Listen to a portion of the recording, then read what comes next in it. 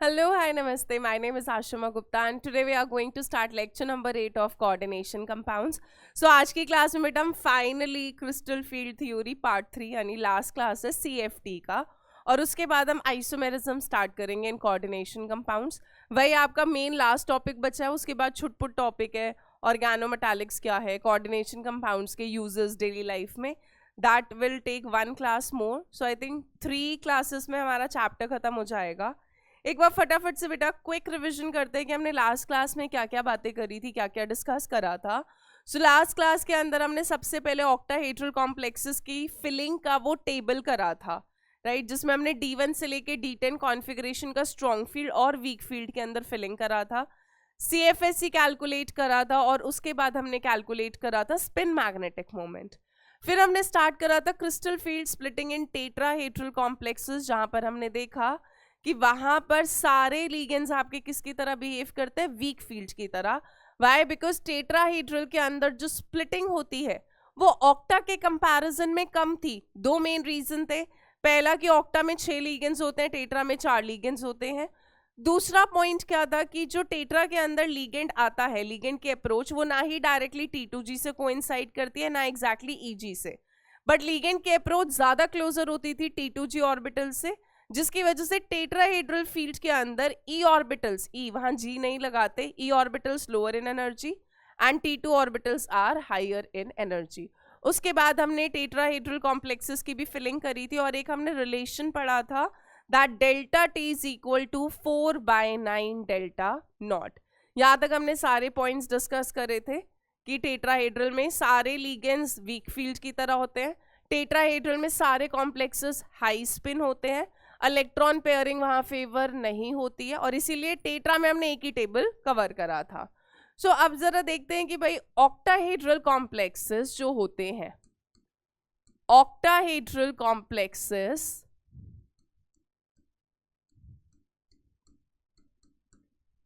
are more stable and favorable than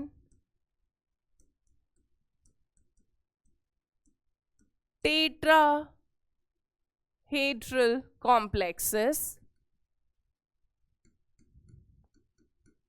हमने क्या कहा कि जो ऑक्टाहेड्रल कॉम्प्लेक्सेस होते हैं they are more stable and favourable, या हम बोलते हैं कि ज़्यादा ऑक्टाहेड्रल कॉम्प्लेक्सेस फेवर्ड होते हैं. और डे टू डे लाइफ में या normally day to day life नहीं, मतलब जो केमिस्ट्री के कंपाउंड्स होते हैं उन केसेस में जो ऑक्टाहेड्रल कॉम्प्लेक्सेस होते हैं they are more stable and favoured. ठीक है, ज़्यादा फेवर होते हैं आपके octahedral complexes than tetrahedral complexes. It is partly because इसके दो मेन रीजन है कि क्यों ऑक्टाहेड्रल कॉम्प्लेक्स ज्यादा स्टेबल है और क्यों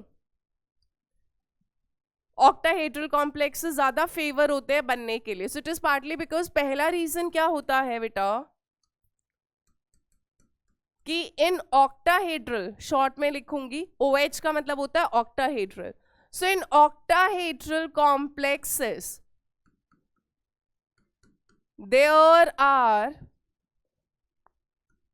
there are 6 bond energy terms.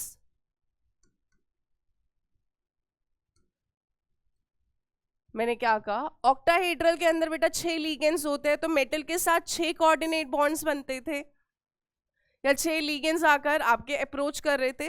So octahedral complexes के अंदर 6 बॉन्ड एनर्जी टर्म्स होती है. मेटल के अराउंड जो 6 लीगेंड लगेंगे वो 6 नए बॉन्ड बना रहे होते हैं, और जब नया बॉन्ड बनता है तो आपकी एनर्जी क्या होती है, रिलीज होती है. जब आप किसी बॉन्ड को तोड़ते हो तो एनर्जी रिक्वायर्ड होती है. सो ऑक्टाहेड्रल कॉम्प्लेक्सेस के अंदर क्योंकि 6 बॉन्ड एनर्जी टर्म्स इन्वॉल्व होती हैं, there are 6 bond energy terms involved,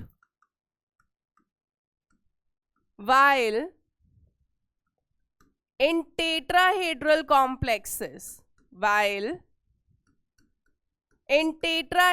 complexes, there are 4 bond energy terms, right? Tetra के अंदर खाली 4 बॉन्ड एनर्जी टर्म्स होती है, जबकि ऑक्टा के अंदर 6 बॉन्ड एनर्जी टर्म्स होती है, जिसकी वजह से हम बोलते हैं कि ऑक्टाहेड्रल कॉम्प्लेक्सेस ज्यादा स्टेबल होते हैं क्योंकि वहां पर 6 नए बॉन्ड बनते हैं। जबकि टेट्राहेड्रल कॉम्प्लेक्सेस के अंदर बेटा आपके कितने बॉन्ड्स बनते हैं? 4 बॉन्ड्स बनते हैं। ऑब्वियसली 6 नए बॉन्ड बनेंगे तो ज्यादा एनर्जी रिलीज होगा एज कम्पेयर टू 4 नए बॉन्ड बनने पर। सो इसीलिए पहला रीजन होता है कि दैट्स वाई ऑक्टाहेड्रल कॉम्प्लेक्सेस ज्यादा फेवर्ड होते हैं, ज्यादा कॉमन होते हैं, they are more stable and favourable and common also. Octahedral complexes ज्यादा कॉमन होते हैं टेट्रा के कंपैरिजन में। सेकेंड रीजन क्या है? Larger CFSE। CFSE क्या था हमारा? क्रिस्टल फील्ड स्टेबलाइजेशन एनर्जी या फिर crystal field splitting energy. So larger CFSE is associated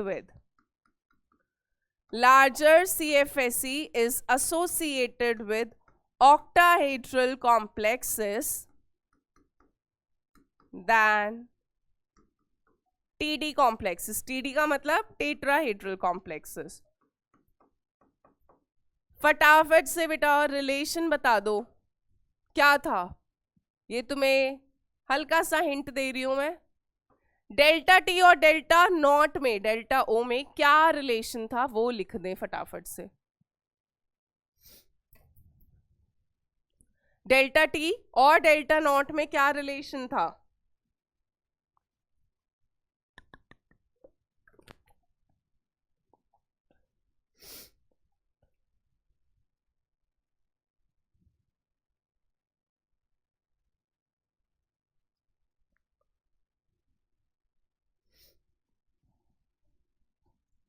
चलिए, सो सबने रिलेशन लिख ही दिया होगा। Delta T is equal to किसके बराबर था? 4/9 डेल्टा नॉट। यानी कि ऑक्टाहेड्रल कॉम्प्लेक्सेस के अंदर जो CFSE आता है वो हमेशा टेट्रा के कंपैरिजन में ज्यादा ही होता है, हमेशा। क्योंकि मेन यही रीजंस थे बेटा, ऑक्टा के अंदर एक तो 6 लीगेंस होते हैं जबकि टेट्रा के अंदर 4 ही लीगेंस आते हैं। इसके अलावा जो ऑक्टाहेड्रल कॉम्प्लेक्सेस होते हैं उनमें जो लिगेंड की अप्रोच होती है वो एटलीस्ट EG ऑर्बिटल से तो कोइंसाइड करती थी, बट टेट्रा में किसी से भी कोइंसाइड नहीं करती है। सो 2 रीजन है कि टेट्रा कॉम्प्लेक्सेस से ज्यादा कॉमन ऑक्टा होते हैं, ज्यादा स्टेबल भी ऑक्टाहेड्रल कॉम्प्लेक्सेस होते हैं। वाई? बिकॉज ऑक्टा में 6 बॉन्ड एनर्जी टर्म्स है, टेट्रा में 4 ही होती हैं। इसके अलावा ऑक्टाहेड्रल कॉम्प्लेक्सेस जब बनते हैं तो larger crystal field stabilisation energy involve होती है, एसोसिएटेड होती है, जबकि टेट्रा के अंदर CFSE ऑक्टा के कंपैरिजन में तो कम ही होता है। चलिए, अब कहां पर बेटा टेट्राहेड्रल कॉम्प्लेक्सेस फेवर होंगे, है ना? किन सिचुएशन के अंदर आपको लगेगा या आपको पता चलेगा कि टेट्राहेड्रल कॉम्प्लेक्सेस होना चाहिए, फेवर होगा? सो टेट्राहेड्रल कॉम्प्लेक्सेस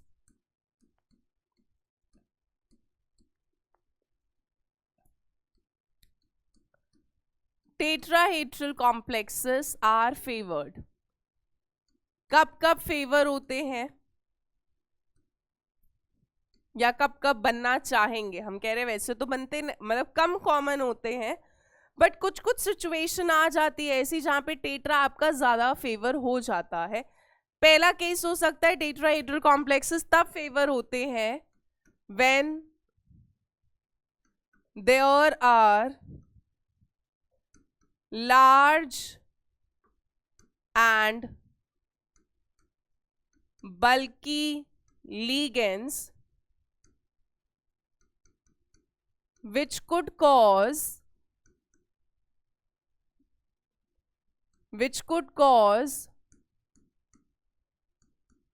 overcrowding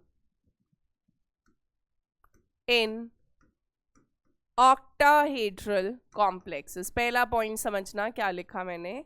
अगर ऑक्टाहेड्रल कॉम्प्लेक्सेस में 6 लिगेंड्स है और अगर बेटा वो 6 लिगेंड्स बहुत बड़े बड़े एकदम लार्ज बल्कि ग्रुप है, तो उस केस में यार ऑक्टाहेड्रल कॉम्प्लेक्स स्टेबल नहीं हो पाएगा, क्योंकि 6 लिगेंड्स, ऑक्टा समझ आता है कैसे? ये मेटल है, 1 2 3 4 तो आपके इस प्लेन में होते हैं, एक अबव होता है, एक बिलो होता है। अब अगर ये जो 6 लिगेंड्स है बहुत बड़े बड़े ग्रुप है, तुम खुद सोचो ना, मान लो एक कमरे के अंदर कैपेसिटी आपकी 6 लोगों की है मान लो, ठीक है, बट वो जो 6 लोग आ गए, जितना तुमने सोचा था कि 6 लोग की कैपेसिटी तुमने सोची थी कि पतले दुबले लोगों की हिसाब से होगी, बट आ गए एकदम मस्त हट्टे कट्टे लोग, तो वहां पर आपकी ओवर क्राउडिंग हो जाएगी। जितनी कैपेसिटी आपने इमेजिन करी थी उतनी नहीं है, उससे ज्यादा है।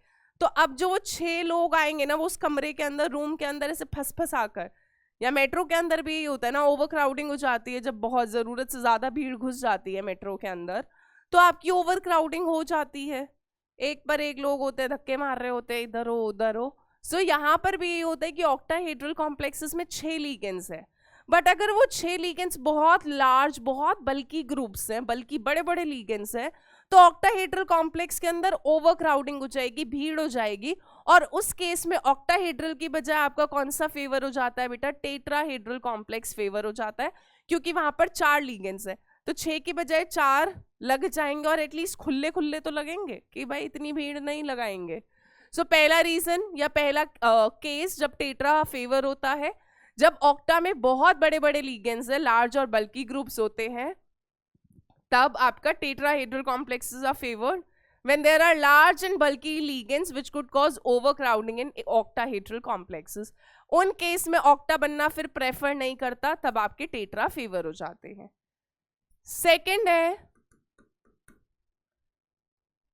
when there is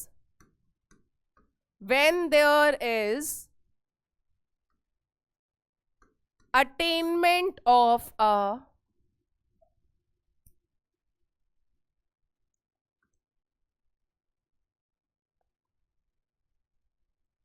when there is attainment of a regular configuration।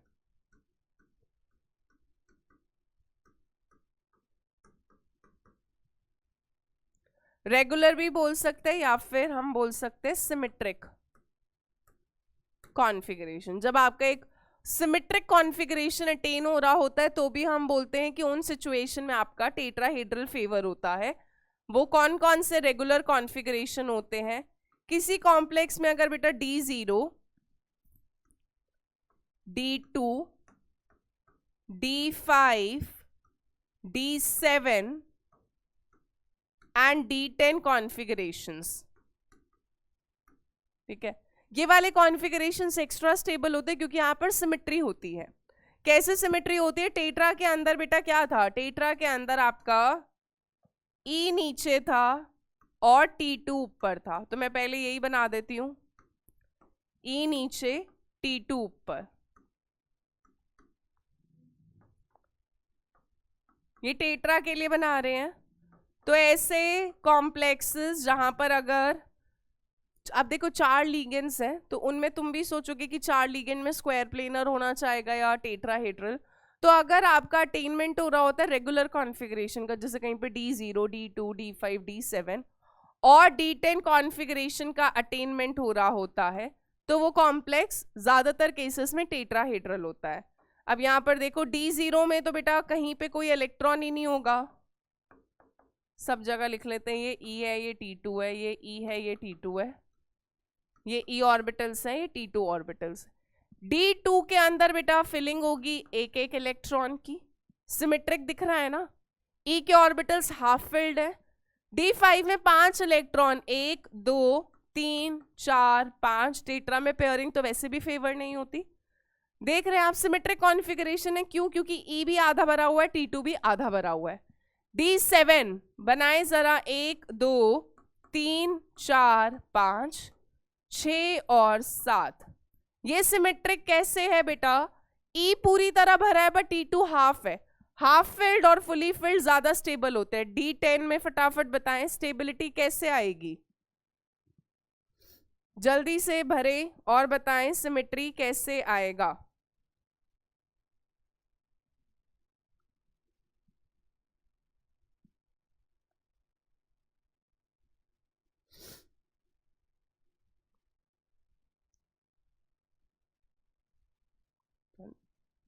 D10 हो गया होगा 1 2 3 4 5, यहाँ पे पहले सिंगली ऑक्यूपाई होता है, 5 6 7 8 9 10। D10 कॉन्फ़िगरेशन में भी ये वाले जो कॉन्फ़िगरेशन है हमने क्या कहा, ये वाले आपके एक्स्ट्रा स्टेबल है, ठीक है। जब आपका अटेनमेंट हो जाए कोई रेगुलर कॉन्फ़िगरेशन का, रेगुलर अरेंजमेंट का, तब हम बोलते हैं कि उन केसेस में भी टेट्राहेड्रल कॉम्प्लेक्स फेवर होता है। जैसे D0 दोनों ही नहीं भरे, D2 में E आधा भरा हुआ है, D5 के अंदर दोनों हाफ फिल्ड है, D7 के अंदर बेटा ये E फुली फिल्ड है बट T2 हाफ फिल्ड है, स्टेबल होगा, हाफ फिल्ड फुली फिल्ड। ऐसे D10 में ये फुली फिल्ड है, ये भी फुली फिल्ड है, तो ऐसे वाले कॉन्फ़िगरेशंस आपके ज्यादा स्टेबल होते हैं, जैसे कि TiCl4। अब TiCl4 जो होगा यहाँ पर, अगर आप टाइटेनियम का ऑक्सीडेशन स्टेट निकालोगे तो टाइटेनियम का ऑक्सीडेशन स्टेट आएगा बेटा +4, स्कैंडियम टाइटेनियम 3d2 4s2, चारों इलेक्ट्रॉन निकाल दो 3d0, टेट्राहेड्रल होता है। MnO4 minus x minus 8 is equal to -1, manganese +7, manganese होता है 3d5 4s2, सातों इलेक्ट्रॉन निकाल दो, क्या आ जाएगा बेटा 3d0।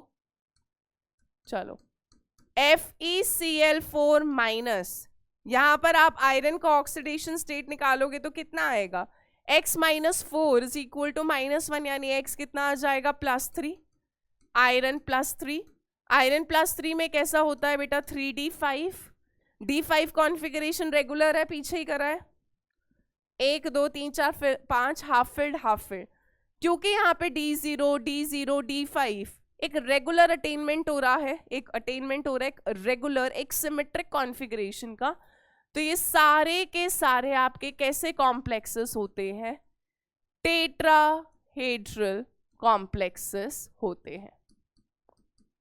सो आपका TiCl4 टेट्राहेड्रल है। MnO4 माइनस पर मैग्नेट हमने बनाया भी था D&F ब्लॉक के अंदर, ये भी आपका कैसा होता है, टेट्राहेड्रल होता है। FeCl4 माइनस भी कैसा होता है, टेट्राहेड्रल होता है।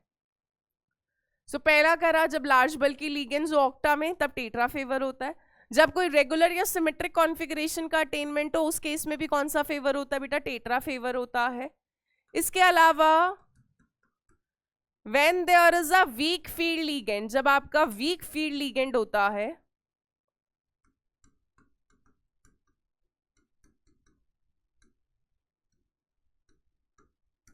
and the loss in CFSE, the loss in crystal field stabilization energy is not much important. Weak field ligand अगर है तो उस केस में बेटा CFSE का ज्यादा कोई लॉस नहीं होता। वाई, बिकॉज वीक फील्ड के केस में क्रिस्टल फील्ड स्टेबलाइजेशन एनर्जी का वैल्यू वैसे ही कम आता है, तो टेट्राहेड्रल कॉम्प्लेक्सेस तब भी फेवर होते हैं जब आपके वीक फील्ड लिगेंड होते हैं। वैसे तो आपके यहाँ पर सारे ही वीक की तरह बिहेव करते हैं, बट अगर पर्टिकुलरली स्पेक्ट्रोकेमिकल सीरीज के हिसाब से जब वीक फील्ड लिगेंड होता है, जैसे क्लोराइड वीक फील्ड है, तो ऐसे केसेस में भी आपका कौन सा फेवर होता है, टेट्राहेड्रल, क्योंकि वीक फील्ड लिगेंड अगर है तो वहां पे CFSE crystal field stabilisation energy का वैल्यू कम आता है, तो अगर थोड़ा बहुत एनर्जी का लॉस हो भी रहा होता है तो वो बहुत बड़ा फर्क कॉज नहीं करता। और लास्ट है टेट्राहेड्रल कॉम्प्लेक्सेस का फेवर होते हैं when the central metal atom or ion is in the lower oxidation state। जब सेंट्रल मेटल एटम या आयन लोअर ऑक्सीडेशन स्टेट में होता है, उन केसेस में भी आपका क्या होता है बेटा, टेट्राहेड्रल कॉम्प्लेक्स फेवर होता है। जैसे यहाँ पे मैं मान रही हूँ मैग्नीज +7 में ऑक्सीडेशन स्टेटस की बहुत ज्यादा है, बट क्योंकि यहाँ पर D0 हो जाता है, रेगुलर कॉन्फ़िगरेशन अटेन कर रहा होता है, that is why it is a tetrahedral, क्योंकि यहाँ पे तो D में इलेक्ट्रॉन ही नहीं है, ठीक है। सो अगर सेंट्रल मेटल एटम या आयन लोअर ऑक्सीडेशन स्टेट में होता है तो उस केस में भी जो आपका लिगेंड होता है वो ज्यादातर वीक फील्ड की तरह बिहेव करता है, और यहाँ पर भी CFSE अगेन बहुत ज्यादा नहीं आता। यहाँ तक फटाफट से नोट करें, फिर मैग्नेटिज्म स्टार्ट करेंगे।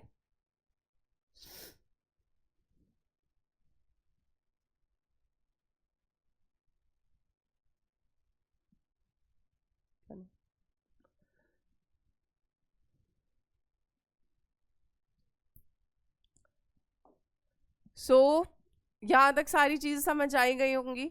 4 केसेस है जब टेट्रा फेवर होगा, लार्ज बल्की लिगेंड ऑक्टा में लगाओ तो नहीं, हिंड्रेंस होगा, ओवरक्राउडिंग होगा। रेगुलर कॉन्फ़िगरेशन का अगर अटेनमेंट हो तब, ये कॉन्फ़िगरेशन याद रखना है बेटा, D0 2 5 7 10, 0 2 5 7 10, ये कॉन्फ़िगरेशन अटेन हो रहे हो तो टेट्रा फेवर होता है। अगर वीक फील्ड लिगेंड होगा तो भी टेट्रा फेवर होता है। इसके अलावा अगर सेंट्रल मेटल एटम या आयन लोअर ऑक्सीडेशन स्टेट में होता है, उस केस में भी, ये हमने पहले भी करा था, द मैग्नीट्यूड ऑफ डेल्टा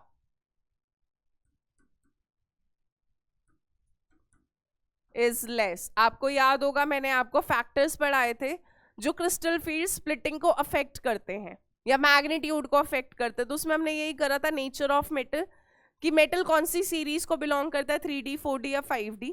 इसके अलावा मेटल पर चार्ज क्या है, लोअर ऑक्सीडेशन स्टेट, हमने करा था +2 से +3 में नियरली 50% का राइज हो जाता है CFSE में। बट अगर मेटल लोअर ऑक्सीडेशन स्टेट में है तो यहाँ पे डेल्टा स्प्लिटिंग कम आएगा, स्प्लिटिंग कम आएगा यानी गैप कम होगा, और उस टाइम पे लिगेंड वीक फील्ड की तरह बिहेव करेगा। और अगर लिगेंड वीक फील्ड की तरह बिहेव करेगा तो आपका कौन सा कॉम्प्लेक्स बनना चाहेगा, यहाँ पर टेट्राहेड्रल बनना चाहेगा। सो यहाँ तक हमने कर लिया कि ऑक्टा ज्यादा स्टेबल टेट्रा से क्यों होते हैं और क्या क्या केसेस है जब आपका टेट्राहेड्रल कॉम्प्लेक्स फेवर होता है। चलिए इसी के साथ अब स्टार्ट कर रहे हैं बेटा मैग्नेटिज्म की, किस तरीके से आपका क्रिस्टल फील्ड थ्योरी के थ्रू हम मैग्नेटिज्म कैलकुलेट कर सकते हैं। सो मैग्नेटिज्म के लिए हमारे पास एक ही मेन फॉर्मूला है स्पिन मैग्नेटिक मोमेंट का, mu S is equal to root में n into n+2 Bohr magneton. यहां पे म्यू एस क्या डिनोट करता है, spin only, spin only magnetic moment. n क्या डिनोट करता था, नंबर ऑफ अनपेयर्ड इलेक्ट्रॉन्स, कितने अनपेयर्ड इलेक्ट्रॉन्स है। और Bm आपकी यूनिट होती है which stands for Bohr magneton, ठीक है। इसके अलावा अगर आपके number of unpaired electrons n अगर 0 है बेटा, यानी अनपेयर्ड इलेक्ट्रॉन 0 है, मतलब कोई भी इलेक्ट्रॉन पेयर, मतलब सॉरी सारे के सारे इलेक्ट्रॉन्स पेयर की फॉर्म में होंगे, मतलब कोई भी इलेक्ट्रॉन अनपेयर नहीं है, सिंगल नहीं है, सब कपल है। और अगर नंबर ऑफ इलेक्ट्रॉन्स 0 है, अनपेयर्ड इलेक्ट्रॉन 0 है, तो उस केस में म्यू एस का वैल्यू भी 0 ही आएगा। 0 into anything will be 0, root 0 क्या ही करोगे।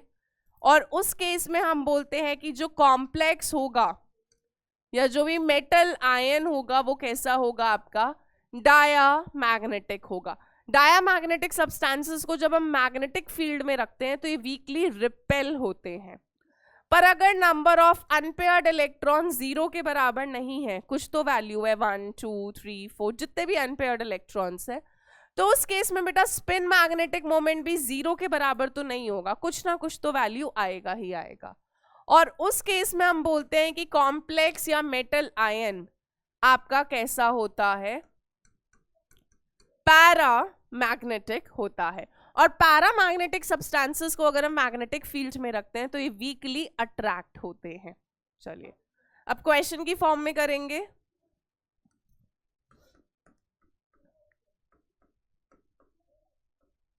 कैलकुलेट म्यू एस, ठीक है,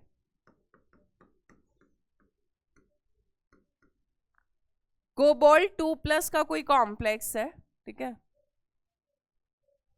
कोबाल्ट 2+ का कैसा कॉम्प्लेक्स है बेटा, ऑक्टाहेड्रल कॉम्प्लेक्स है with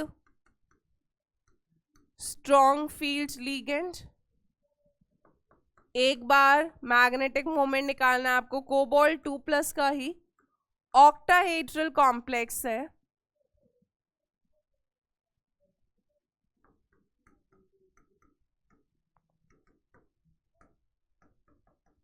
with weak field ligand, ठीक है। फिर आगे और पार्ट्स करेंगे।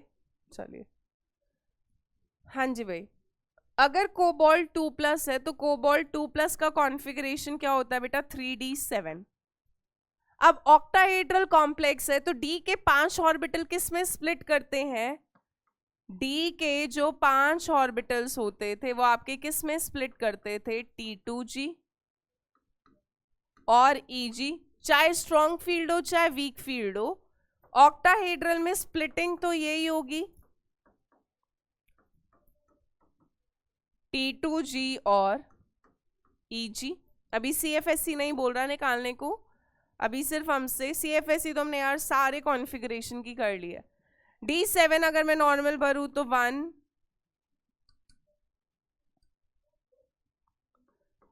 2 3 4 5 6 7। स्ट्रॉन्ग फील्ड अगर है तो स्ट्रॉन्ग फील्ड क्या कराता था बेटा? इलेक्ट्रॉन की पेयरिंग फेवर करता था। स्ट्रॉन्ग फील्ड में गैप ज्यादा होता था, पेयरिंग एनर्जी कम होती थी, तो इलेक्ट्रॉन T2G में पेयर होना प्रेफर करता था। 7 इलेक्ट्रॉन भरने हैं, 1 2 3 4 5 6 और 7वां इलेक्ट्रॉन EG में जाएगा। बट जब वीक फील्ड लिगेंड है ये, तो हम D7 तो D7 ही रहेगा जब 500 D जनरेट थे। एवरेज एनर्जी बढ़ी हुई है अभी, ठीक है। वीक फील्ड में पेयरिंग फेवर नहीं होती तो 1 2 3 4 5 यही होगा। 6 और 7 पहले ऑर्बिटल्स में इलेक्ट्रॉन सिंगली ऑक्यूपाई होता है क्योंकि वीक फील्ड में गैप कम होता है, पेयरिंग एनर्जी ज्यादा होती है, तो इलेक्ट्रॉन पेयर होना फेवर नहीं होगा। पहले singly singly singly singly singly occupy हो जाएगा, फिर पेयरिंग होगी। अब इस वाले केस में अगर हम देखें, ठीक है, इसी पार्ट को बेटा मैं नेक्स्ट स्लाइड में कंटिन्यू कर रही हूं, ठीक है। सो यहां पर अनपेयर्ड इलेक्ट्रॉन खाली एक ही है, तो म्यू एस यानी स्पिन मैग्नेटिक मोमेंट कितना हो जाएगा? रूट में 1 × 1 + 2 यानी √3 यानी कितना आ जाएगा? 1.732 बोहर मैग्नेटॉन।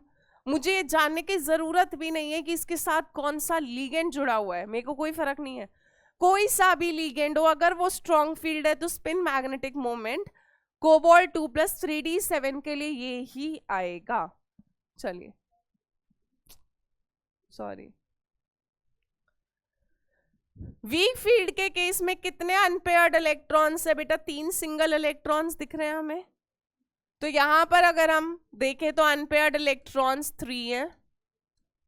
म्यू एस निकालेंगे तो रूट में 3 × 3 + 2 √15, 3 3 9, 4 4 16, 3.87 बोहर मैग्नेटॉन आ जाएगा, ठीक है। जो दोनों जगह पे कोबाल्ट 2+ ही है, बट फर्क है कि एक जगह स्ट्रॉन्ग फील्ड है, एक जगह वीक फील्ड है। चलिए,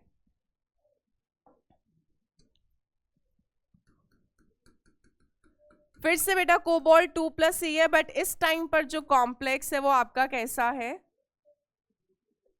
टेट्राहेड्रल कॉम्प्लेक्स है। सो आपको मैग्नेटिक मोमेंट ही निकालना है फॉर कोबाल्ट 2+, अगर वो कोई टेट्राहेड्रल कॉम्प्लेक्स बना रहा है तो। सोचे जरा कैसे होगा और क्या आएगा, ट्राई करें खुद से। कोबाल्ट 2+ अगेन बेटा कॉन्फ़िगरेशन तो इसका 3d7 होगा। टेट्राहेड्रल के अंदर जो d के 5 ऑर्बिटल्स होते थे वो किस में स्प्लिट करते थे बेटा? E नीचे, T2 ऊपर, G नहीं लगाते हम। 1 2 3 4 5 6 7, ये 7 इलेक्ट्रॉन कैसे भरेंगे टेट्रा के अंदर? टेट्रा में कोई पेयरिंग फेवर तो कभी भी होती नहीं, सब वीक फील्ड की तरह होते हैं। तो 1 2 3 4 5 6 और 7, कितने अनपेयर्ड इलेक्ट्रॉन्स है बेटा? नंबर ऑफ अनपेयर्ड इलेक्ट्रॉन्स यहाँ पर 3 अनपेयर्ड इलेक्ट्रॉन्स के लिए स्पिन मैग्नेटिक मोमेंट कितना आ जाएगा? ऊपर वाला ही होगा, रूट में 3 × 3 + 2 यानी √15 यानी कितना आ जाएगा? 3.87 बोहर मैग्नेटॉन। सो जो CFT है उससे मैग्नेटिक मोमेंट और बेटर कैलकुलेट होता है, क्योंकि यहाँ पर आपको ऑर्बिटल्स की स्प्लिटिंग देखनी होती है, और यहाँ पर हम यहाँ पे कॉन्फ़िगरेशन की बात करते हैं, हम हर कॉम्प्लेक्स के लिए इंडिविजुअल नहीं निकाल रहे, मैं एक जनरल निकाल रही हूँ कि कोबाल्ट 2+ जब भी टेट्राहेड्रल कॉम्प्लेक्स बना रहा होगा तो यही आएगा, ऐसे कोबाल्ट 3+ अगर बना रहा होगा ऑक्टाहेड्रल में तो यही आएगा। सो हम यहाँ पे कॉन्फ़िगरेशन से खेलते हैं। वैसे तो मैं इतनी कहानी भी तुमको करके दिखाई है, वरना D7 स्ट्रॉन्ग फील्ड के अंदर तुमने कर रखा है कैलकुलेट, पूरी टेबल के अंदर हम डायरेक्ट भी लिख सकते हैं। D7 का आपने वीक फील्ड लिगेंड के अंदर भी कैलकुलेट कर रखा है कि स्पिन मैग्नेटिक मोमेंट क्या आएगा। सो CFT और बेटर एक्सप्लेन करती है मैग्नेटिक प्रॉपर्टी, क्योंकि यहाँ पर हम अलग अलग कॉम्प्लेक्स का इंडिविजुअली नहीं निकालते। हमने शुरू करा D1 से, हमने शुरू करा खत्म करा D10 पर, और D1 से D10 सारे कॉन्फ़िगरेशंस के लिए CFSE निकाल लिया एक बार में, मैग्नेटिक मोमेंट निकाल लिया एक बार में, स्ट्रॉन्ग फील्ड के साथ, वीक फील्ड के साथ और टेट्रा के साथ। सो यहाँ पे अलग अलग कॉम्प्लेक्स के लिए बार बार चीजें नहीं करनी पड़ती, सीधा मेटल आयन का कॉन्फ़िगरेशन देखो और सीधा शुरू कर दो करना। जैसे VBT में पूरा चिट्ठा करना पड़ता था, पहले लिखो, ऑक्सीडेशन स्टेट निकालो, फिर लिखो, फिर पेयरिंग देखो होगी नहीं होगी, उसके बाद देखो कितने अनपेयर्ड इलेक्ट्रॉन आ रहे हैं, यहाँ पे सीधा फिलिंग करो ऑर्बिटल्स में, that is it.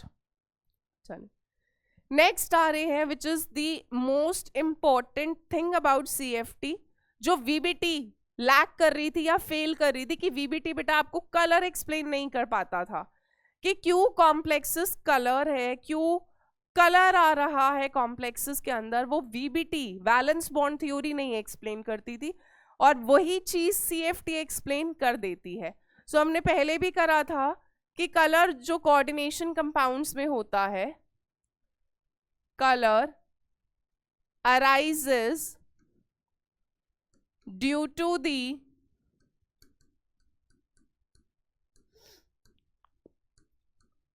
following reasons in coordination compounds. So color coordination compounds में किन 3 रीजन से अराइज करता था? फर्स्ट होता था बेटा आपका DD ट्रांजिशन। अब यही समझेंगे कि DD ट्रांजिशन क्या होती है। इसके अलावा कलर किसकी वजह से आता था हमारा? चार्ज ट्रांसफर स्पेक्ट्रा की वजह से। ये तो हमने D एंड F ब्लॉक के अंदर भी करा था ना, कलर चार्ज ट्रांसफर स्पेक्ट्रा की वजह से। इसके अलावा कलर किसकी वजह से आता था बेटा?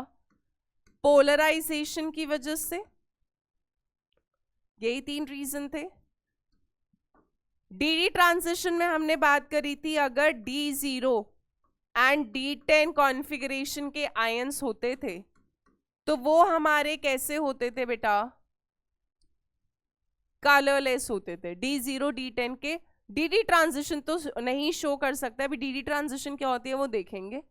इसके अलावा चार्ज ट्रांसफर स्पेक्ट्रा में हमने अलग अलग केसेस करे थे, जैसे MnO4-, ठीक है, Cr2O7 2-, ठीक है, CrO4 2-। यहाँ पर कलर आ तो रहा था, ये सारे के सारे कलर थे, बट ये किसकी वजह से थे? LMCT की वजह से। यहाँ पे लीगेंड, क्योंकि यहाँ पर D0 है, manganese +7 D0, chromium +6 D0, chromium +6 D0, but यहाँ पर कलर किसकी वजह से आता था? Because of the ligand to metal charge transfer. यहाँ पे जो लीगेंड है ऑक्सीजन O- या फिर वो अपना जो इलेक्ट्रॉन डेंसिटी वो मेटल के खाली ऑर्बिटल में क्या कर देता था? ट्रांसफर, चार्ज अपना ट्रांसफर कर देता था, जिसकी वजह से फिर ट्रांजिशन हो जाती थी और कलर आ जाता था। बट बेसिकली यहाँ पे ligand to metal charge transfer होता है, ठीक है। इसके अलावा कलर कुछ केसेस में MLCT की वजह से आता है बेटा, जब मेटल लीगेंड को चार्ज ट्रांसफर करता है। इसके अलावा MMCT क्या होता था? Metal to metal charge transfer जब होता था, जैसे हमने कहा था एक फेरोसाइनाइड, है ना,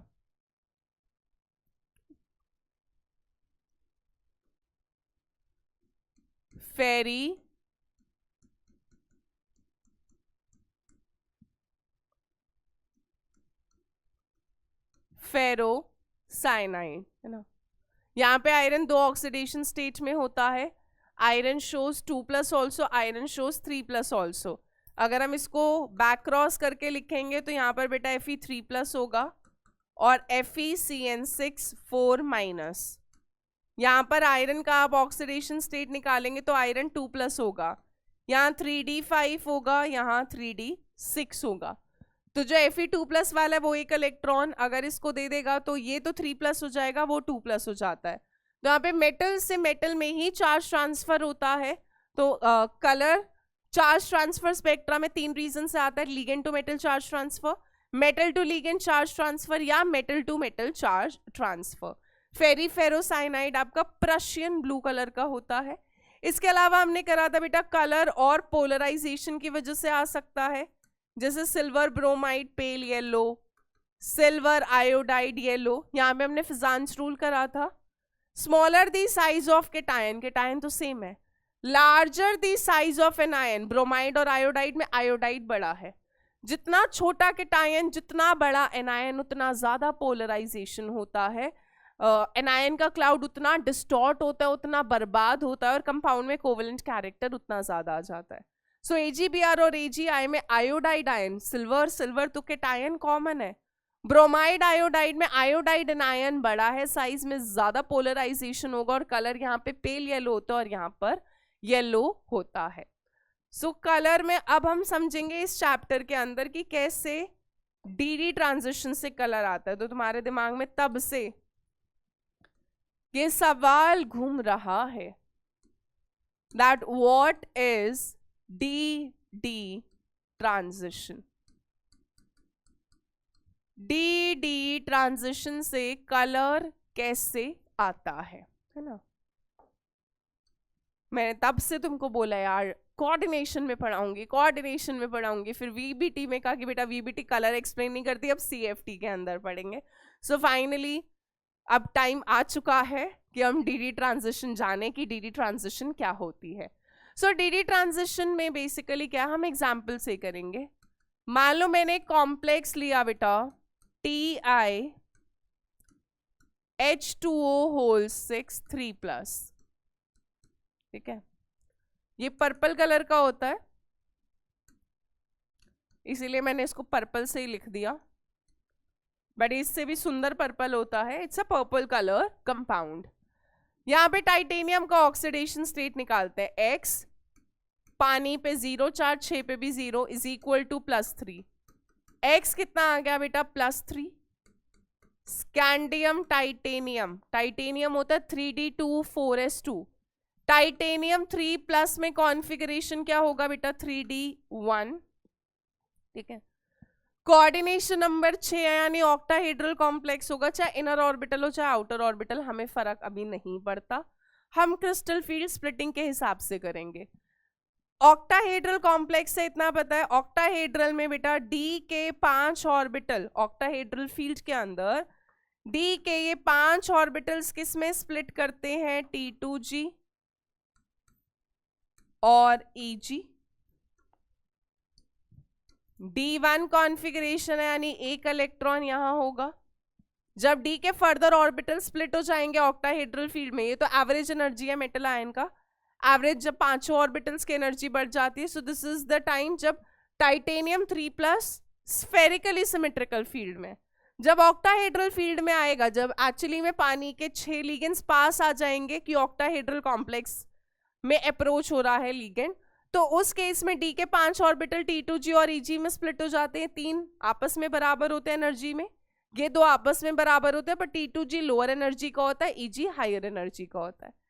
एक इलेक्ट्रॉन आपका कहाँ गया, T2G में फिल हो गया। अभी कलर की बात करेंगे, कलर कैसे आता है। अब हुआ क्या बेटा, इस कॉम्प्लेक्स ने एब्जॉर्ब करी एनर्जी, क्या करी इस कॉम्प्लेक्स ने, एनर्जी एब्जॉर्ब करी। जब ये कॉम्प्लेक्स एनर्जी एब्जॉर्ब करेगा तो इलेक्ट्रॉन के अंदर तो एकदम खुशी की बहार आएगी कि यार एनर्जी मिल रही है, मेरे को तो अब एक्साइट होना है। सो यहाँ पर क्या होता है, ये जो इलेक्ट्रॉन होता है T2G से, ये एक्साइट होकर, मैं सिर्फ एक्साइटेशन शो कर रही हूं बेटा, ये जो इलेक्ट्रॉन है वो T2G से एक्साइट होकर किस में कूद गया, ईजी में कूद गया, है ना। जब टाइटेनियम 3+ के कॉम्प्लेक्स ने यानी TiH2 3+ बन गया, अब ये ग्राउंड स्टेट के अंदर है, जब सराउंडिंग से या कॉम्प्लेक्स को एनर्जी मिली तो इस कॉम्प्लेक्स में जो ये D1 का इलेक्ट्रॉन था वो T2G से, ये लोअर एनर्जी का, ये हायर एनर्जी का, कलर कैसे आता था, अगर तुमको 10वीं 11वीं में कलर याद हो, इलेक्ट्रॉन के एक्साइटेशन से, ट्रांजिशन से कलर आता था। जो लोअर एनर्जी के ऑर्बिटल होता था उसको हम क्या बुलाते थे, ग्राउंड स्टेट, और हायर एनर्जी जो आपके ऑर्बिटल्स होते थे या हायर एनर्जी की जो शेल्स होती थी उनको हम क्या बुलाते थे, एक्साइटेड स्टेट। मान लो इलेक्ट्रॉन ग्राउंड स्टेट में, ग्राउंड स्टेट जरूरी नहीं है बेटा फर्स्ट लेवल हो, किसी का घर फर्स्ट हो सकता है, किसी का घर सेकंड हो सकता है, किसी का घर थर्ड लेवल भी हो सकता है। जैसे मान लो मैं अगर सेकेंड फ्लोर पे रहती हूँ तो वो मेरा ग्राउंड स्टेट है, वो मेरा स्टेबल स्टेट है, वो मेरा घर है एक्चुअली में। मान लो मुझको एनर्जी मिली, मैंने कुछ एनर्जी ड्रिंक पी ली और मैंने कहा आज तो मैं मैं 4th फ्लोर तक जाऊंगी, मैं एक्साइट होकर 4th फ्लोर पे चली गई और एक्साइट होकर उस 4th फ्लोर पे घूमे जा रही हूँ, वॉक कर रही हूँ, गाने सुन रही हूँ, सब कुछ कर रही हूँ, ठीक है। 4th फ्लोर पे मैंने आराम से मस्त घूमा, बहुत देर तक 2-3-4 घंटे मैंने बिता दिए। फिर मुझे लगा यार ये मेरा घर नहीं है, मेरे को फील नहीं आ रही, मेरा घर तो एक्चुअली में 2nd फ्लोर पे है, तो मैं अपने घर वापस जाने की कोशिश करूंगी ही करूंगी। सो होता क्या है कि जब इलेक्ट्रॉन एनर्जी एब्जॉर्ब करता है, जब इलेक्ट्रॉन एनर्जी एब्जॉर्ब करता है तो वो बेटा कूद कर कौन से लेवल पर चला जाता है, एक्साइटेड स्टेट पे। यानी अगर मैं 2nd फ्लोर पे रह रही हूँ, जब मैंने एनर्जी ड्रिंक पिया, वो होता है ना red bull got you wings, तो यहाँ पे भी ऐसे ही हुआ, जैसे इलेक्ट्रॉन को एनर्जी मिली वो किसी हायर एनर्जी लेवल पर चला गया। मैं सेकंड से हायर पे कहाँ जा सकती हूँ, फर्स्ट पे नहीं जा सकती, वो तो मेरे से लोअर है, नहीं। सेकंड पर हूँ तो I can go to 3rd level, I can go to 4th level, अगर मेरी बिल्डिंग में बहुत सारे फ्लोर है 5th 6th 7th, किसी पे भी जा सकती हूँ। जब मैं हायर लेवल पे गई तो वो मेरा एक्चुअल घर नहीं था, घूम फिर के मेरी कोशिश होगी कि मैं अपने घर में वापस आ जाऊं, और जब मैं वापस आऊंगी अपने घर में, यानी इलेक्ट्रॉन जब वापस आता है अपनी ग्राउंड स्टेट में जो उसका घर था, उस टाइम पर बेटा इलेक्ट्रॉन क्या करता है, एनर्जी एमिट करता है। अब एनर्जी तो एमिट किसकी फॉर्म में होती है, रेडिएशन की फॉर्म में, E is equal to H nu या फिर E is equal to H C by lambda, lambda बोल दिया, E is equal to H C by lambda.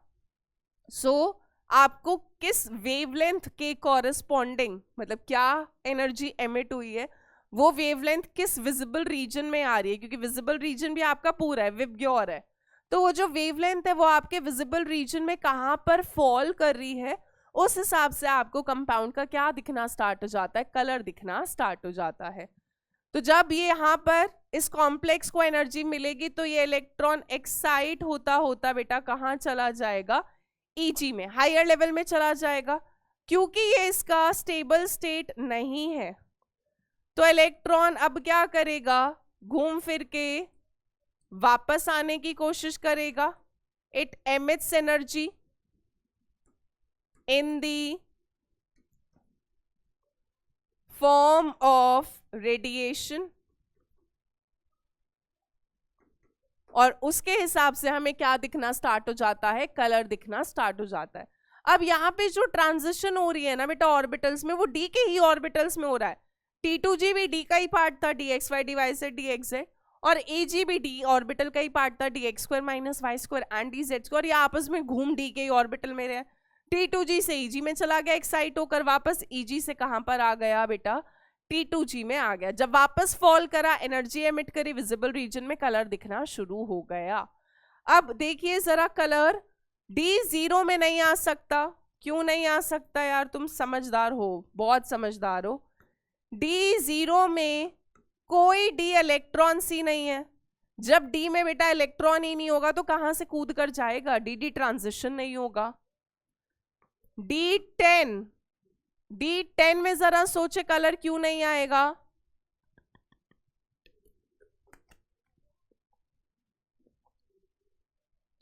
चलो मैं तुम्हें सारे कॉन्फ़िगरेशन एक एक बार बनाकर दिखा रही हूं। D2 2 इलेक्ट्रॉन, दोनों में से कोई भी कूद के जा सकता है, दोनों भी जा सकते हैं। D3 तीनों जा सकते हैं, चाहे स्ट्रॉन्ग फील्ड हो चाहे वीक फील्ड हो। D4 मान लो मैं स्ट्रॉन्ग फील्ड ले रही हूँ बेटा, स्ट्रॉन्ग फील्ड का कॉम्प्लेक्स D4, ये इलेक्ट्रॉन ऊपर जा सकता है। D5 ये इलेक्ट्रॉन ऊपर जा सकता है, ये भी ऊपर जा सकता है, जब तक ऊपर खाली जगह है तब तक जा सकता है।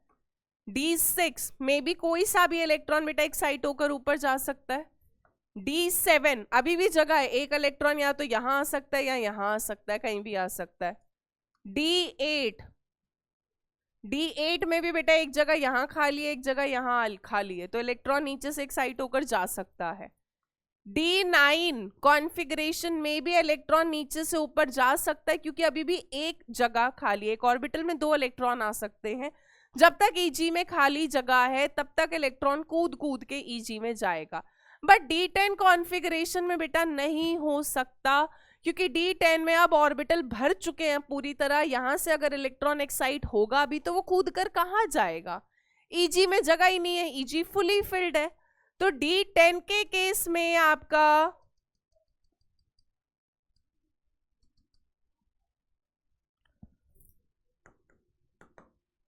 D10 के केस में क्या होता है, all electrons are paired up. So इन दो केस के अंदर कोई DD ट्रांजिशन नहीं हो सकती है, क्योंकि D0 में D में इलेक्ट्रॉन नहीं होता, D10 के अंदर सब पूरी तरह भरा होता है, तो इलेक्ट्रॉन एक्साइट होकर जा ही नहीं सकता, जिसकी वजह से D0 और D10 कॉन्फ़िगरेशन के जो आयंस होते हैं वो ज्यादातर कलरलेस होते हैं। अगर कुछ केसेस में कलर आ भी रहा है तो वो DD ट्रांजिशन से नहीं आ रहा होगा, वो कोई और रीजन से ही आ रहा होगा। इतनी बातें क्लियर है भाई? DD ट्रांजिशन क्या है, कलर कैसे आ रहा है, क्यों आ रहा है? चलिए, अब तुम कलर कैसे याद रखोगे, कैसे पता लगेगा कि तुमको कहां पे कलर आता है? तो एक व्हील है विच इज मुंशेल व्हील, ठीक है।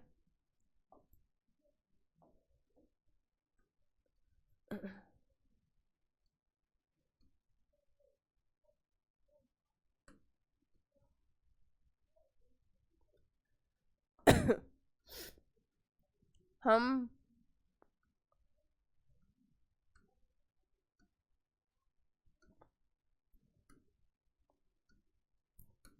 पहले लिख लेते हैं फिर समझाएंगे आपको बेटा, ठीक है।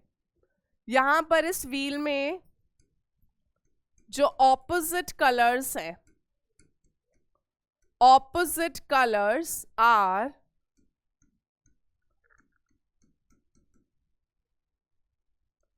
अब ये मुझे कॉम्प्लीमेंट्री ये वाला होना चाहिए वैसे तो, कॉम्प्लीमेंट्री यही वाला होना चाहिए, वो ये तारीफ वाला कॉम्प्लीमेंट नहीं है, ठीक है, यही होगा। तो यहाँ पर ऑपोजिट कलर्स आर कॉम्प्लीमेंट्री, ठीक है। VY यानी कि आपका वॉयलेट और येलो आपस में कॉम्प्लीमेंट्री होती है। कॉम्प्लीमेंट्री का मतलब क्या है कि अगर आपकी वॉयलेट की वेवलेंथ एब्जॉर्ब हुई, ठीक है, जब एब्जॉर्ब भी तो कर रहा है बेटा एनर्जी रेडिएशन की फॉर्म में, अगर वॉयलेट की वेवलेंथ के कॉरस्पॉन्डिंग एनर्जी एब्जॉर्ब कर रहा है तो आपको कॉम्प्लेक्स येलो कलर का दिखेगा। अगर येलो के एब्जॉर्ब कर रहा है तो आपको कॉम्प्लेक्स कैसा दिखेगा, वॉयलेट कलर का दिखेगा। ऐसे अगर ब्लू की वेवलेंथ एब्जॉर्ब हो रही है तो ऑरेंज दिखेगा, और अगर ऑरेंज की एब्जॉर्ब हो रही है तो कैसा दिखेगा, कॉम्प्लेक्स ब्लू दिखेगा। अगर ग्रीन के वेवलेंथ के कॉरस्पॉन्डिंग एनर्जी इलेक्ट्रॉन ने एब्जॉर्ब करके एक्साइटेशन करा तो जब वो फॉल बैक करके एमिट करेगा तो रेड कलर दिखेगा।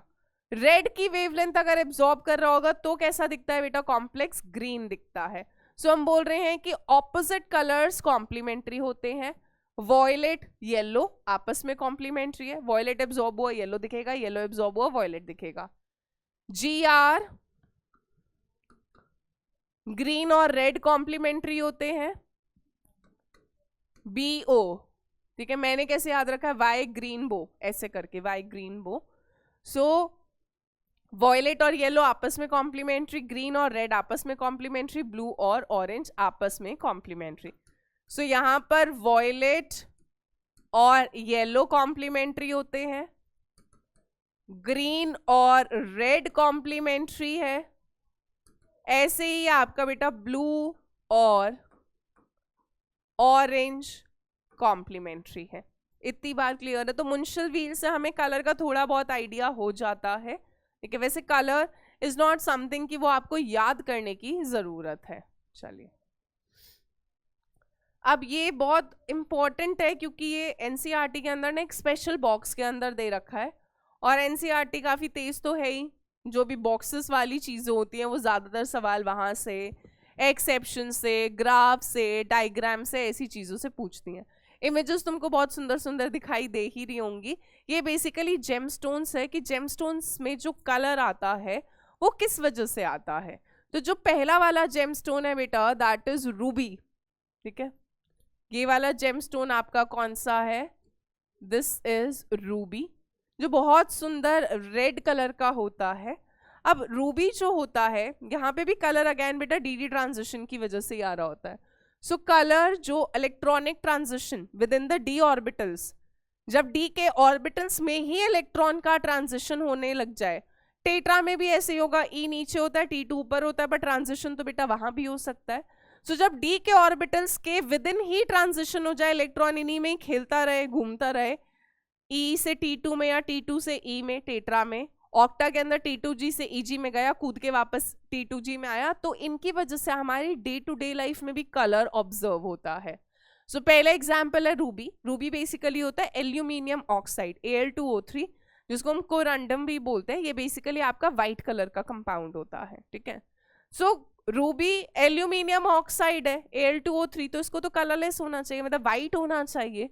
बट रूबी के अंदर ये जो रेड कलर आ रहा है, वो रेड कलर क्यों आया? तो रूबी के अंदर क्या होता है, 0.5 से 1% के अराउंड बेटा क्रोमियम आयंस प्रेजेंट होते हैं, ठीक है। सो हमने क्या कहा, रूबी के अंदर 0.5 से 1% क्रोमियम थर्ड प्लस आयंस होते हैं, ठीक है। एल्यूमिनियम ऑक्साइड का लैटिस है, उसमें कुछ कुछ जगह आपका क्रोमियम आयन प्रेजेंट होता है। क्रोमियम आयन, क्रोमियम होता है बेटा 3d54s1, 3 इलेक्ट्रॉन निकाल दो, 3d3, और क्रोमियम 3+ आयंस जो होते हैं यहाँ पर आपका कैसा कॉम्प्लेक्स बना रहे होते हैं, ऑक्टाहेड्रल कॉम्प्लेक्स। ऑक्टाहेड्रल है तो स्प्लिटिंग ऐसे ही हो रहा होगा, नीचे T2G EG, 3 इलेक्ट्रॉन बेटा T2G में है, कोई सा भी एक इलेक्ट्रॉन T2G से किस में जा सकता है, EG में, यहां जा सकता है या यहां जा सकता है। तो जब एनर्जी एब्जॉर्ब करेगा ये इलेक्ट्रॉन एक्साइट होगा, ठीक है, और ये इलेक्ट्रॉन एक्साइट होकर यहां चला गया, फिर जब फॉल बैक करेगा, एनर्जी को एमिट करेगा, रेडिएशन की फॉर्म में कलर दिखना स्टार्ट हो जाएगा। तो तुम समझ ही गए होगे कि कलर कैसे आ रहा होगा। सो यहाँ पर वही है कि क्रोमियम आयंस जो होते हैं वो रैंडमली डिस्ट्रीब्यूटेड होते हैं in positions normally occupied by aluminium ions. तो एल्यूमिनियम आयंस की जगह कुछ कुछ जगहों पे क्रोमियम 3+ आयन आ जाता है एल्यूमिनियम ऑक्साइड की लैटिस में, क्रिस्टल लैटिस के अंदर। अब यहाँ पर हम देख सकते हैं कि chromium third species octahedral chromium third complex बनाती है एल्यूमिना की लैटिस में। यहाँ पर डी ट्रांजिशन होता है जिसकी वजह से हमें कलर दिखना स्टार्ट हो जाता है। सो क्रोमियम 3+ आयन रूबी के अंदर एल्यूमिनियम ऑक्साइड की जगह कुछ कुछ जगह पे, क्योंकि 0.5 से 1% है, बहुत कम परसेंटेज है, पर कलर रेड इम्पार्ट कर देते हैं। सो जो क्रोमियम आयन है ये ऑक्टाहेड्रल कॉम्प्लेक्स बना रहे होते हैं, और क्योंकि यहाँ पर 3 अनपेयर्ड इलेक्ट्रॉन्स हैं, ये एनर्जी एब्जॉर्ब करके बेटा हायर EG ऑर्बिटल में जा सकता है। जब फॉल बैक करेगा एनर्जी को एमिट करेगा, और रूबी हमें कौन से कलर का दिखता है, रेड कलर का दिखता है। रूबी का कलर क्लियर है। जो नेक्स्ट जेमस्टोन है, this one, this is emerald, ठीक है। आपने देखा होगा कि आजकल कुछ कुछ एक्टर्स एक्ट्रेसेस ज्यादातर ये जो लास्ट फिंगर होती है इसके अंदर एमरल्ड पहनते हैं, ठीक है, जिसको हम हिंदी में पन्ना बुलाते हैं। सो एमरल्ड जो होता है वो ग्रीन कलर का होता है, एमरल्ड होता है बेसिकली बेराइल।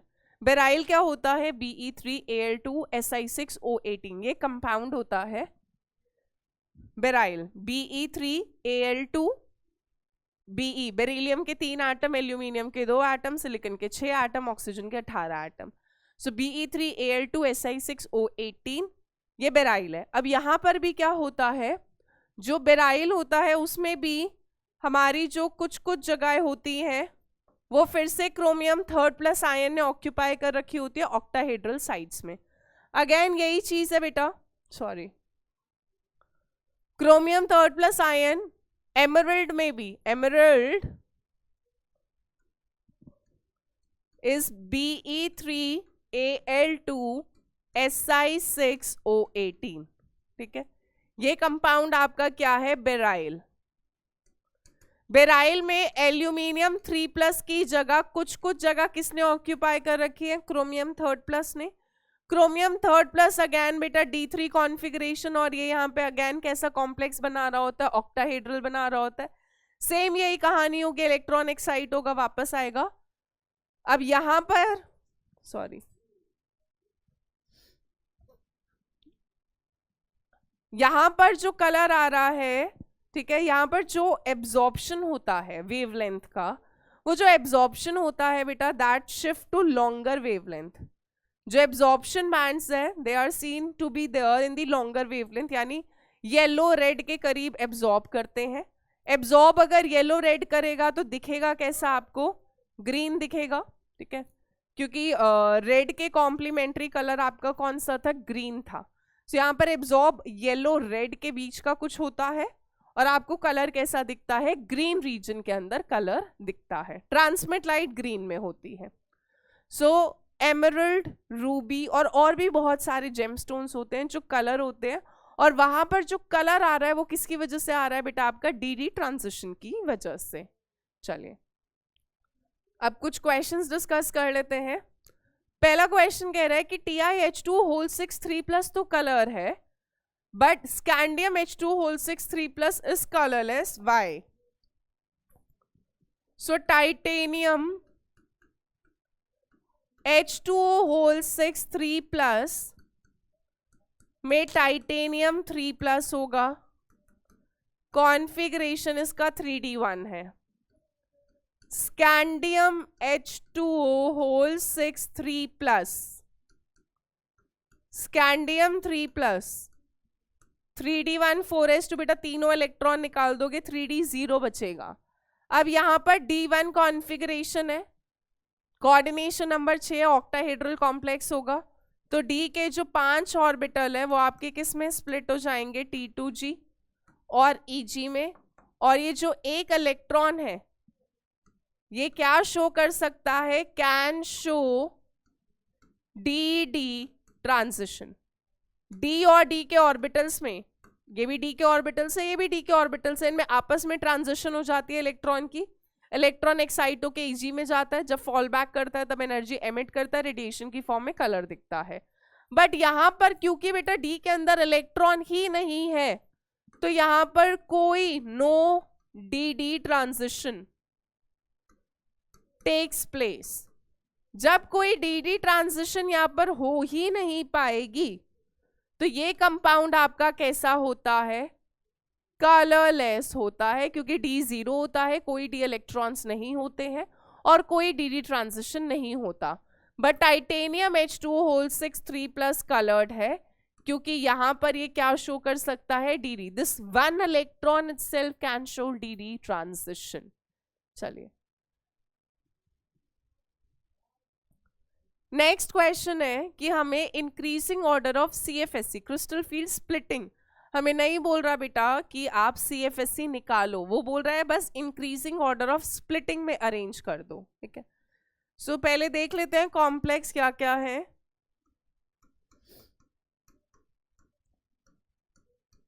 FeH2(6) 2+, ओके,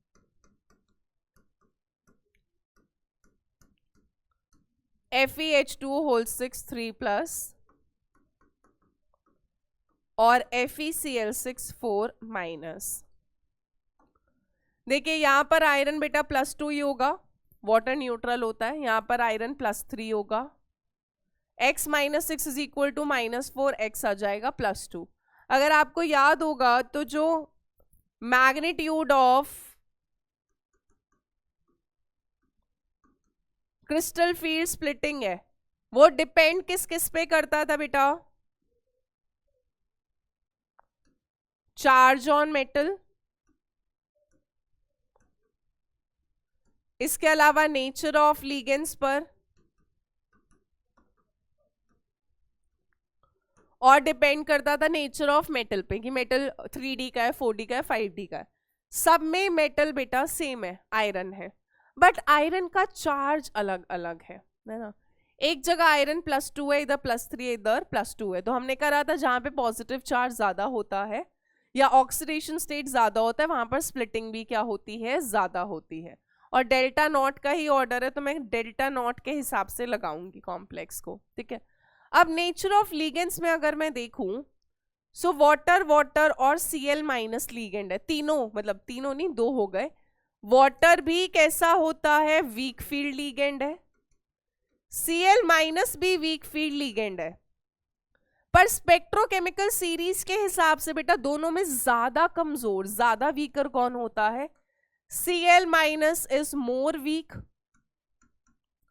ये ज्यादा वीक होता है क्योंकि Cl- तो बिल्कुल ही लेफ्ट में आता है, पहले हेलाइड डोनर्स होते हैं, फिर आपका आता है ऑक्सीजन डोनर, फिर नाइट्रोजन डोनर, फिर कार्बन डोनर आता है। तो वाटर फिर भी कह रही हूं Cl- के कंपैरेटिवली में फिर भी स्ट्रॉन्ग है, वैसे तो वो भी वीक है बट फिर भी Cl- के कंपैरेटिवली वो स्ट्रॉन्ग है। तो सबसे कम स्प्लिटिंग तो बेटा कहां पर होगी, FeCl6 4- के अंदर। एक तो मेटल लोअर ऑक्सीडेशन स्टेट का है +2, ऑल्सो Cl- क्योंकि वीक फील्ड लिगेंड है तो इसका क्रिस्टल फील्ड स्प्लिटिंग सबसे कम आएगा, ठीक है। अब बताओ भाई, दोनों जगह पानी है, अब मैं लिगेंड के बेसिस पे चेक नहीं कर सकती क्योंकि दोनों जगह वाटर ही है। अब मेटल का ऑक्सीडेशन स्टेट देखो भाई, जहां मेटल +2 का था वहां पे स्प्लिटिंग कम होगी, और FeH2O होल 6 3+ में बेटा स्प्लिटिंग ज्यादा होगी। जल्दी बोलो यार, जब लिगेंड सेम है तो मेटल का चार्ज देखो, जहां मेटल का ऑक्सीडेशन स्टेट ज्यादा होगा वहां पे स्प्लिटिंग ज्यादा होगी, तो यहाँ स्प्लिटिंग ज्यादा होगी, यहाँ कम होगी, यहाँ सबसे कम होगी क्योंकि इन दोनों में आयरन +2 ही है। अब लिगेंड पर अगर मैं चेक करूं तो Cl- ज्यादा वीक है, वाटर उससे थोड़ा स्ट्रॉन्ग था, तो यहाँ पे स्प्लिटिंग ज्यादा होगी, यहाँ सबसे कम होगी। क्लियर है, इस तरह के क्वेश्चंस बहुत आते हैं, इंपॉर्टेंट क्वेश्चन है। और ऑर्डर भी देखना है पेपर में बेटा, इंक्रीजिंग पूछा या डिक्रीजिंग, ये इंक्रीजिंग है, इसका उल्टा डिक्रीजिंग हो जाता। चलिए नेक्स्ट क्वेश्चन ट्राई करें। CFSC crystal field stabilisation energy निकालनी है, FeF6 3-।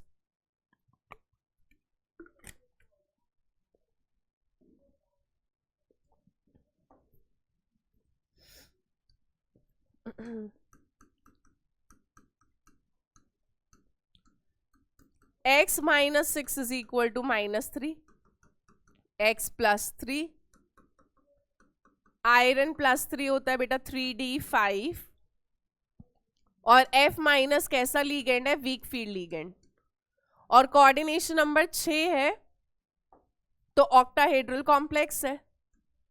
सो ऑक्टाहेड्रल कॉम्प्लेक्स के हिसाब से स्प्लिटिंग लिख लेते हैं, या सीधा चलो लिख ही लेते हैं अगर तुम कंफ्यूज हो गए।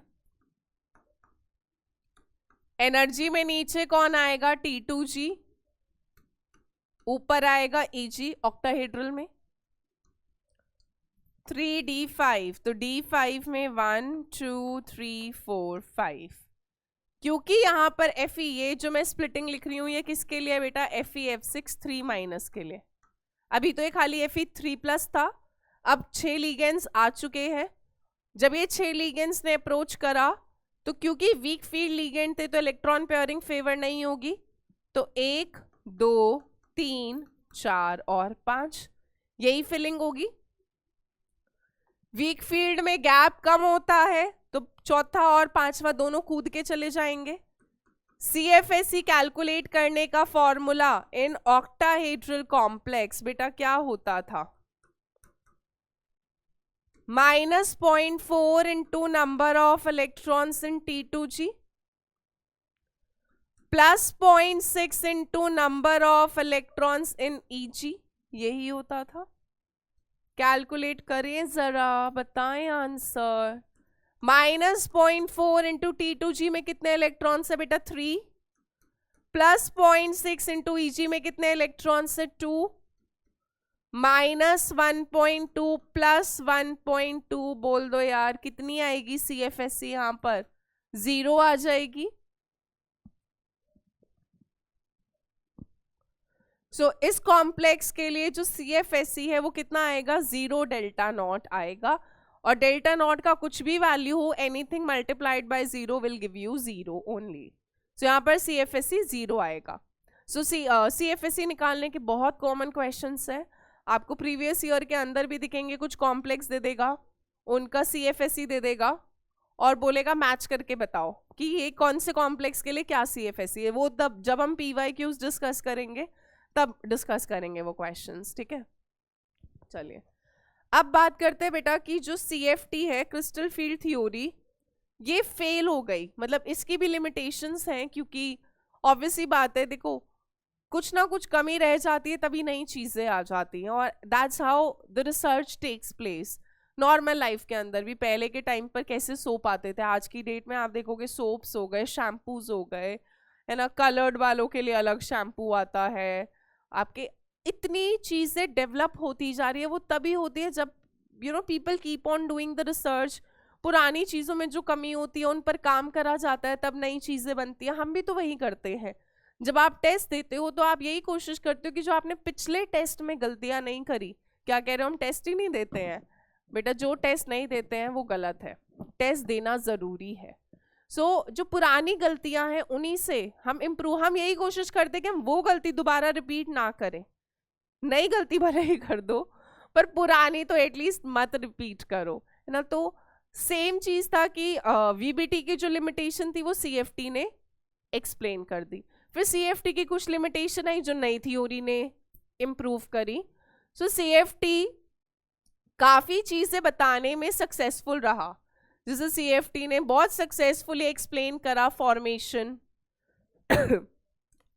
स्ट्रक्चर्स, कलर बहुत अच्छे से एक्सप्लेन करती है थ्योरी जो VBT नहीं बता पाती। मैग्नेटिक प्रॉपर्टीज भी बहुत अच्छे से बताई, क्योंकि उसके लिए मैं बार बार कॉम्प्लेक्स नहीं लिखना पड़ता, सिर्फ मेटल आयन लिखा, ये देखा कहाँ पे क्या कॉम्प्लेक्स है और बस फटाफट बनाते गए। हाउएवर सुन लो लिमिटेशन बेसिकली क्या कह रही है। हमने क्या कहा था बेटा कि CFT के हिसाब से जो भी आपका मेटल एटम या आयन है, अगर उस पर चार्ज है तो, और जो भी लिगेंड है, इनके बीच का जो इंटरैक्शन है ना, सेंट्रल मेटल एटम और आयन,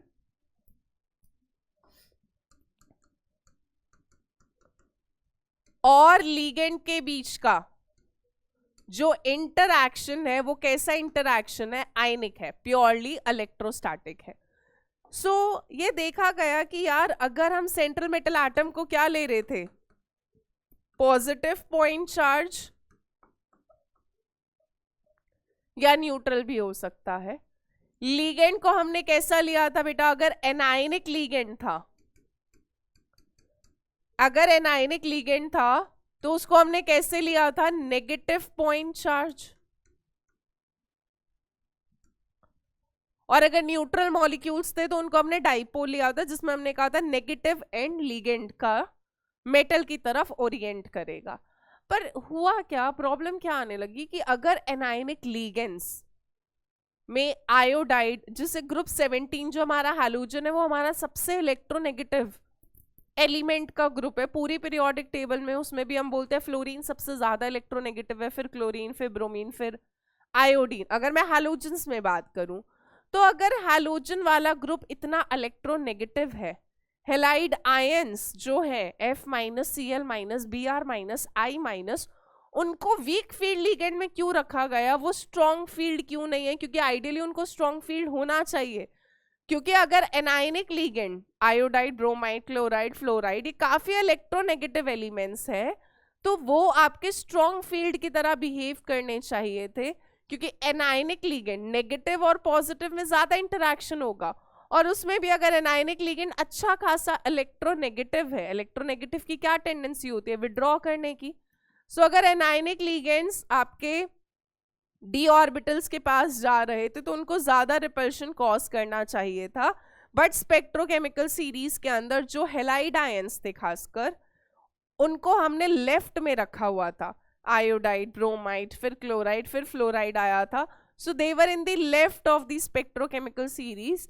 तो सीएफटी इस चीज को एक्सप्लेन नहीं कर पा रही थी कि जो एनायनिक लिगेंड्स है उनको स्ट्रॉन्ग फील्ड होना चाहिए था, क्योंकि इंटरैक्शन स्ट्रॉन्ग तभी होगी जब नेगेटिव और पॉजिटिव होगा। अब अगर हेलाइड आयंस पर नेगेटिव है, बट जबकि आप देखोगे अमीन हेलाइड से ज्यादा स्ट्रॉन्ग फील्ड है, ऐसा क्यों? अमीन तो यार न्यूट्रल मॉलिक्यूल है, व्हाई इट इज स्ट्रॉन्ग? तो ये वाली सारी चीजें सीएफटी एक्सप्लेन नहीं कर पा रही थी, तो अब लिमिटेशन पढ़े। However, from the assumptions जो CFT के postulate थे, ligands are point charges, है ना? It follows कि anionic ligands should exert the greatest splitting effect. जो नेगेटिव ligands हैं उनको सबसे ज्यादा splitting करना चाहिए था, क्योंकि नेगेटिव ligand नेगेटिव चार्ज का जब मेटल के इलेक्ट्रॉन से टकराएगा तो रिपल्शन ज्यादा होगा, पर anionic ligands को they are actually found at the low end of the spectrochemical series, जबकि एनायनिक लिगेंड्स को जनरली वीक फील्ड में रखा गया था, जबकि उनको होना चाहिए था स्ट्रॉन्ग फील्ड, उनको ज्यादा स्प्लिटिंग कॉज करना चाहिए था, पर वो कर नहीं रहे थे। तो सीएफटी एक्सप्लेन नहीं कर पा रही थी कि ऐसा क्यों हो रहा है, why they are kept at weak field ligands, जबकि आइडियली अगर हम आयनिक इंटरैक्शन अज्यूम कर रहे हैं तो इनको स्ट्रॉन्ग फील्ड की तरह इनको ज्यादा स्प्लिटिंग करना चाहिए था, और यही इसका मेन ड्रॉबैक था। मेन ड्रॉबैक सीएफटी का यही कहानी थी कि जो स्प्लिटिंग इफेक्ट है वो एनायनिक लिगेंड्स का ज्यादा होना चाहिए, नेगेटिव लिगेंड्स का ज्यादा होना चाहिए, बट स्पेक्ट्रोकेमिकल सीरीज में हमने उनको लेफ्ट में रखा था ना कि राइट में। लेफ्ट टू राइट स्ट्रेंथ बढ़ रही थी स्प्लिटिंग की, तो ये वालों को लेफ्ट में क्यों रखा गया? इसके अलावा सीएफटी कोई भी कोवेलेंट कैरेक्टर के ऑफ बॉन्डिंग को अकाउंट ही नहीं करती है। लिगेंड और सेंट्रल एटम के बीच में कोवेलेंट बॉन्ड जैसी भी कोई चीज होती है नहीं, सीएफटी तो प्योरली इलेक्ट्रोस्टैटिक पर बेस्ड थी। सो कुछ कुछ वीकनेसेस रही, मेन वीकनेस सीएफटी का यही था स्प्लिटिंग वाला। सो जो वीकनेसेस सीएफटी की थी वो फर्दर एलएफटी और एमओटी थ्योरी ने एक्सप्लेन करी, बट वो हमारी अभी फिलहाल की पढ़ाई से बाहर है, वो आपके कॉम्पिटिटिव एग्जाम्स की भी पढ़ाई से बाहर है, अभी वो आपकी हायर ग्रेजुएशन या मास्टर्स में आता है।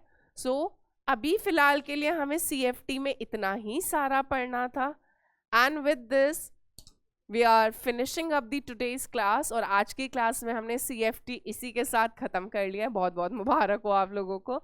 सो नेक्स्ट क्लास के अंदर बेटा हम आइसोमेरिज्म स्टार्ट करेंगे कोऑर्डिनेशन कंपाउंड्स के अंदर, that will take another 2 classes and 1 more class I think, and we will finish this chapter.